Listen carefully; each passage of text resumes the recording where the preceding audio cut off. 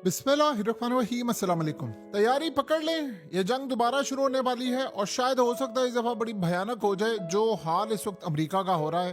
और आपको पता है, आप डोनाल्ड ट्रंप पर भरोसा कभी भी नहीं कर सकते। हुआ क्या है, ये आप देखिए मनाजिर। अमेरिका ने ईरान पर अटैक कर दिया है और अमेरिका ने जो ईरान पर अटैक किया है वो बड़ा खौफनाक अटैक था।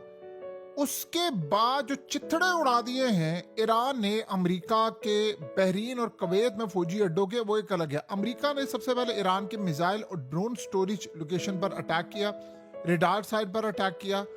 और उसके बाद की सूरत हाल ये है कि कतर की इन्वॉल्वमेंट के बाद भी ये मामला बड़ा खराब हो गया। अब डोनाल्ड ट्रंप का मजाक तो पूरी दुनिया में उड़ता ही है कि ये बंदा जुमे की रात को अटैक करवाता है या बयान देता है और इतवार की रात तक या मंडे की सुबह तक एशियन सेशन जब स्टॉक मार्केट का ओपन होता है तब तक ये हरकतें करता रहता है। लेकिन जैसे ही अपना यूएस का सेशन ओपन होना होता है उसके पहले पहले कोई ना कोई ऐसी बात कर दे जिससे मार्केट पॉजिटिव हो जाती है। और ये पिछले 3-4 महीनों से ये हरकतें हैं इसकी। अब आप जरा अंदाजा कर लें कि इस वक्त इन्होंने अटैक किया है, ईरान ने जो अटैक किया है बहरीन और कुवैत में, वहां पर चिथड़े उड़ा दिए इन्होंने। वो इतना खतरनाक ज्यादा अटैक था रात का, इतना खतरनाक अटैक था कि इस वक्त स्टिल अभी तक अटैक भी हो रहा है और सायरन बज रहे हैं। और अब ईरान ने कहा है कि हम अमेरिका के फौजी अड्डों पर जहन्नुम बर्पा करने वाले हैं। और अब अमेरिका देखेगा कि जहन्नुम कहते किसको है। यानी अब आप अंदाजा कर ले कि ये सिनेरियो हो चुका है और ये होना ही था। यानी अब आप ये सोच लें कि इस वक्त सूरत हाल ये है कि बिल्कुल दोनों साइड जो है वो तैयार बैठी हुई है लड़ने के लिए। आप पूछे डोनाल्ड ट्रंप से कि कल आपने हॉटलाइन पर राब्ता किया, कम्युनिकेशन किया, फिर ये रात को पागलपन। एक बात बड़ी क्लियरली समझ लें, डोनाल्ड ट्रंप के हाथ में अब चीजें नहीं रही। साफ नजर आ रहा है कि एस्टैब्लिशमेंट का वो हिस्सा जो ट्रंप की बात नहीं सुन रहा, ये लोग अटैक कर रहे हैं और ये ट्रंप को भी बाईपास कर रहे हैं। और ऐसा लग रहा है कि अब नेतन्याहू ने, जिसे कहते हैं डंडा पकड़ना, वो पकड़ लिया है और छोड़ नहीं रहे। देखिए, ईरान ने मुआहदे में इनसे वो तमाम चीजें मनवा ली हैं जो ईरान चाहता था। ये सारी चीजें होगी, लेकिन अब उस मुआहदे को बरकरार रखवाना वो एक सबसे ज्यादा मुश्किल काम है। आप ये देखिए ना, इसराइल ने लिबनान की गवर्नमेंट के साथ जो डील की है उसमें वो इलाके भी ले लिए हैं उन्होंने।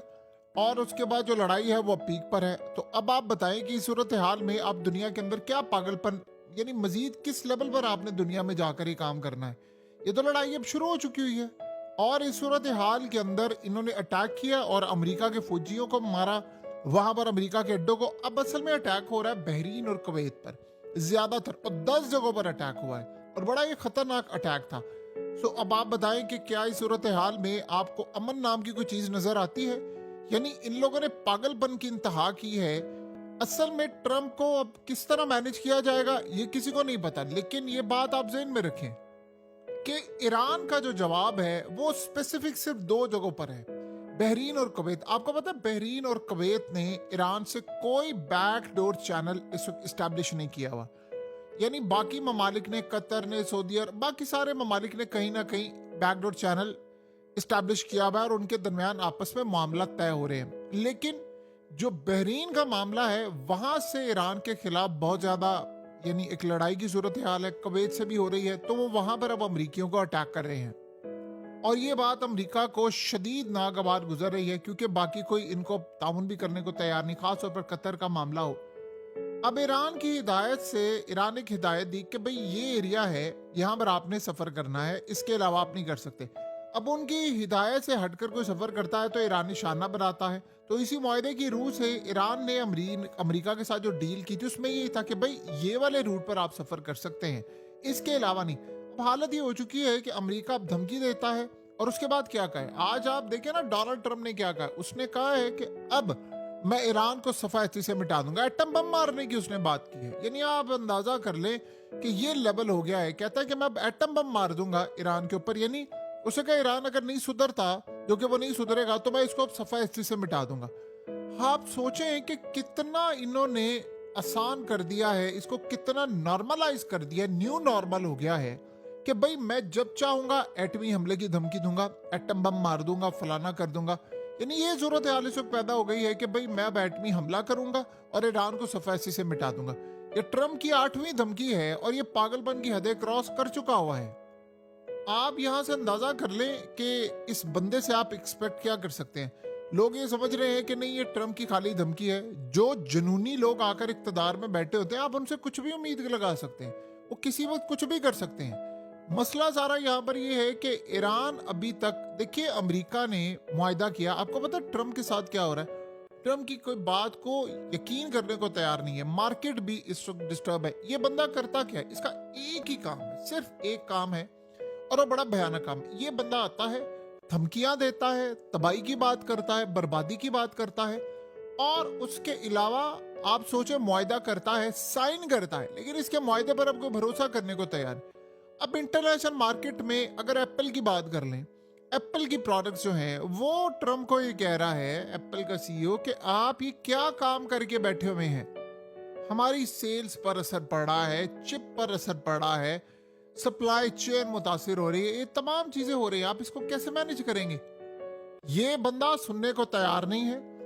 देखिए, एक बात आप ज़हन में रखें, लोग शायद ये समझ रहे हैं कि जी डोनाल्ड ट्रम्प यहां पर शिकस्त खा गया तो पीछे हट जाएगा। आप तसव्वुर भी नहीं कर सकते, एक दफा मिड टर्म इलेक्शंस हो गए किसी भी वजह से, उसका रिजल्ट इन केस जिसके चांसेस नहीं है, इन केस उसका रिजल्ट आ जाता है ट्रम्प के हक में किसी भी वजह से, जिसके चांसेस नहीं है, आप अंदाजा नहीं कर सकते ये बंदा अगले 1.5-2 साल इसने जहन्नुम बर्पा कर देनी है पूरे वर्ल्ड के लिए। जितना पूरी दुनिया इस वक्त इस शख्स से बेजार है, दुनिया की कोई ताकत ऐसी नहीं है जो इस बंदे से तंग ना हो। कोई आम बंदा नहीं है, दुनिया की 8.25 अरब की आबादी है जो इस बंदे से इतना तंग आ चुकी है। क्योंकि ना, देखिए, पुतिन ने क्या बात की थी, वो बिल्कुल कमाल थी। उनके मीडिया ने कहा था कि ट्रम्प पर भरोसा नहीं कर सकते, ये सुबह कुछ कहता है, 2 घंटे के बाद कुछ कहता है, और रात को कुछ कहता है, और फिर अगली सुबह कुछ कहता है, और ये इतना अनरिलायबल बंदा हो गया। आपको पता है यूक्रेन की लड़ाई के अंदर ट्रम्प ने पहले किरदार अदा किया था, बाद में पुतिन ने इसको फारिग कर दिया। उसने कहा इस पर तो भरोसा ही नहीं किया जा सकता। अब आप जरा अंदाजा करें, दुनिया तीसरी जंग अजीम की तरफ जानी थी, उसको रोकने के लिए, एक जंग रुकवाने के लिए सब ने किरदार अदा किया। कतर ने किरदार अदा किया, पाकिस्तान का रोल था, सऊदी अरब का था, तुर्की का था, सब ने कहीं ना कहीं किरदार अदा किया, और मुआहदा भी साइन हो गया।